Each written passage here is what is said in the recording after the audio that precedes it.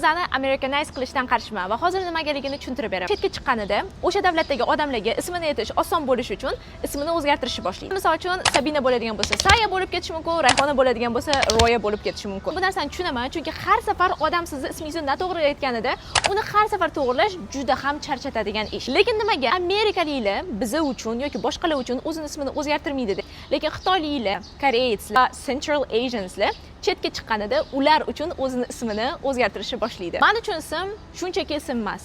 Men ism orqali bu odam qayerdan kelganligini, qanaqa madaniyatga egaligini, undan tashqari o'zligini bilib ketaman. O'zimning o'rnimda ham boshqalarning ismini to'g'ri aytishga harakat qilib va meni ismimni ham aytganlarida to'g'ri pronounce qilishlarini so'rab qolaman. Holatlarda koreyslar meni ismimni aytolmaganlarida Mina deb murojaat qilishadi va no, I am just Mina, not Mina deb ularni to'g'rilab ketadi. Albatta bu narsa sizga yoqadigan bo'lsa, that's all right, that's okay. Lekin if you can't pronounce my name, you don't have access. Sizning fikringiz qanaqa? Chunki balki sizda umuman boshqacha fikr ham bo'lishi mumkin.